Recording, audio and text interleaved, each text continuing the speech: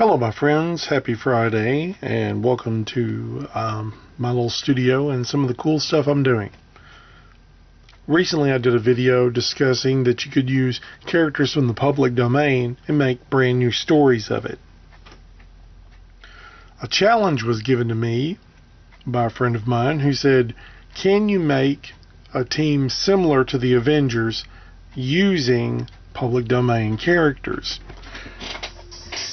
A lot of people recently have been making teams using public domain characters, but I thought about it and I decided I wanted to, if I was going to do this project would have to be all done from one studio.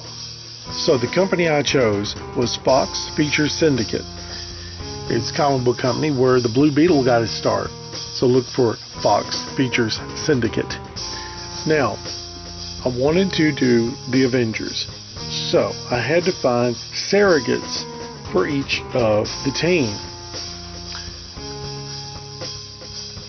So for my team, I needed an Iron Man. Iron Man in the films leads the Avengers pretty much. In the comics it's Captain America, but in the films it's Iron Man, let's be real. So I wanted to go back to their first Fox Features Syndicate first most popular superhero, the Blue Beetle, but I wanted to use his first design from Mystery Men Comics #1. In it he wore more of a suit and a fedora and a mask, as you can see on the screen, and I wanted to use that, but of course you can't use the name Blue Beetle because DC Comics trademarked the name Blue Beetle. So I went with Black Beetle and gave him armor. As you know, he ends up with chainmail and armor, in the 40s, and later on when DC gets him, they put him back in the armor again, but full body armor or whatever. So it's, I chose Black Beetle as my Iron Man. For my Incredible Hulk, I decided to go with a monster, just a generic monster they had used in Fantastic Comics #23. A superhero called the Gladiator battled him. He was in there for like a few seconds, a few panels, and then he got knocked off the page and disappeared. So I figured he was a misunderstood monster, and maybe he grew a little bit, and as he grew, the other heroes helped him. He still can be savage, but wouldn't it be cool if he was one of the team instead of just being some throwaway henchman? So, monster. I don't have a name yet. I just like the name monster. It sounds cool.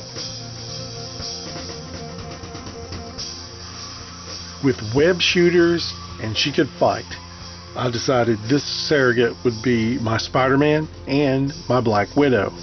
Spider Queen from the Eagle #2 from, Fox Features Syndicate. I didn't like that she was dressed like a cigarette girl from the 40s. So I ditched that costume. Plus my daughter always makes fun of me if I draw anybody dressed even remotely like Spider Queen was in the Eagle #2. And then I started thinking, I like the green and yellow instead of blue, yellow, and red. And I already had characters with red on, so let's just go with green and yellow. Instead of a cape with a little spider on it, I just turned it into a web around her neck coming up. And still has the web shooters, still can swing on webs, just like the original.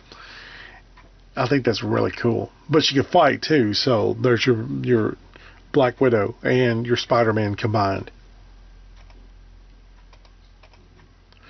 This was one of the coolest things I found out about. Grant Ferrell Thor from Weird Comics #1. The Thor of mythology handpicks Grant Ferrell to be the new Thor, or be a Thor on Earth. So he gives him a hammer and super strength, flight, and he can throw lightning bolts. Where the Thor in Marvel Comics, his hammer did all kinds of magic tricks. This guy doesn't have that. He's more your traditional warrior with a hammer that does a boomerang thing, just like Marvel's Thor. And when he throws his hammer, it comes right back to him. but his hammer doesn't shoot anything. It doesn't open dimensions. It's just a big, powerful battle weapon. He can also hurl lightning bolts and pull them from the sky and then throw them. So it's kind of cool. And I also gave him a warrior type armor. I thought he would need that in battle.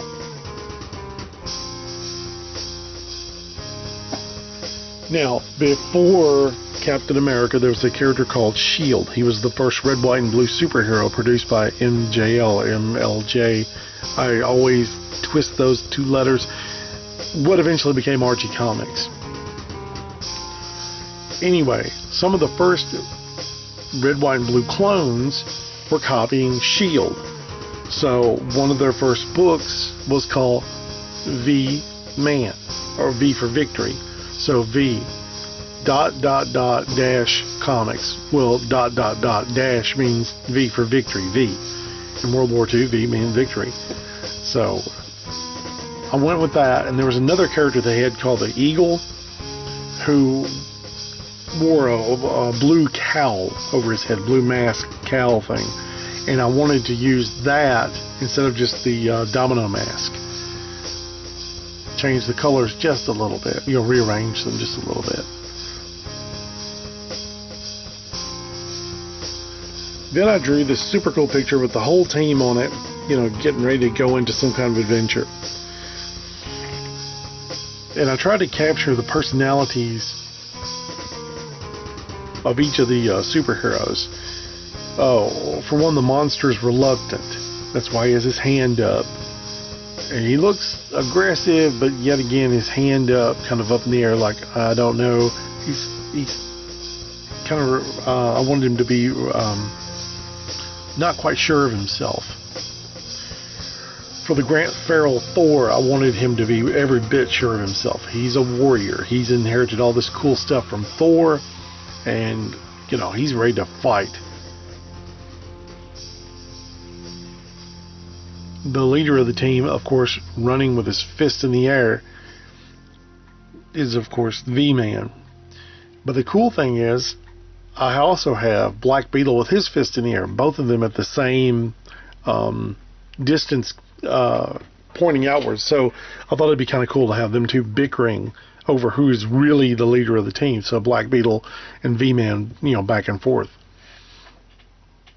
And then for Spider Queen, I have her just swinging right into action. She doesn't take the time to even, hide or whatever. She is a lady fighter, ready to fight. She's not scared, and she just dives in. She's ready to go. Now, my wife asked me, why did I draw her legs so freaking long? Well, if you look at the Spider Queen artwork, from that original stuff, the artist for some reason kept drawing her super leggy, so I guess it stayed in my head, and I gave her these super long legs. Well, the cool thing is, she's a spider, super long legs, kind of works out. So that is my answer to the challenge I was given, and like I said, I used some superheroes from Fox Features Syndicate, and kind of created my own little Avengers group here for this challenge I was given. And I would like to do more of these, so in the comments below, if you know any public domain superheroes that you'd like to see revamped, please let me know. It'd be kind of fun to do this, and maybe make something out of it one day. Also, if you did not know, I am currently working on another public domain thing, and I'm actually doing a comic of it. The book is called Captain Zero. It's based on the time-traveling television superhero show called Captain Zero. And this has been a blast to work on. Just so much fun. I've got dinosaurs in it. I've got time travel. I've got dinosaurs in it. I've got time travel, UFOs, aliens, doppelgangers, just all this cool stuff. And it's set in the 50s, but then it goes far into the future and then comes back to the 50s, but with a twist. And it should be, I'm looking at mid-September for this to come out. And I I'm just having so much fun with this. On the screen right now, you're getting a glimpse of the moon base, and the moon base is a part of the far-flung future, and I just thought you'd get a kick out of seeing that, because I definitely had a lot of fun creating that, and it took a long time to do that. So, yeah. So anyway, make sure you just continue to follow what I'm doing here and on Instagram and on Facebook. And I'll tell you more about the book as it comes along. Also, in the links down below, you'll see that I have books and t-shirts for sale. I'm also doing some work on Fiverr, so if you need some graphics done, give me a holler. You know, like logos or thumbnails for your YouTube, or like a banner for your YouTube or Facebook, or whatever social media you need. I'm available. I'm going to leave you with that. Hope you all have a wonderful weekend. I'm out of here. Bye-bye. Vance Kepley is a self-taught artist who has worked in various mediums, including drawing, painting, and graphic design for over 20 years. He now has his designs here on TeePublic. Old school, unique, stylish. He is also available to help you with your original TeePublic designs. Make sure you visit Vance Kepley Art 1972 at teepublic.com. You'll be glad you did.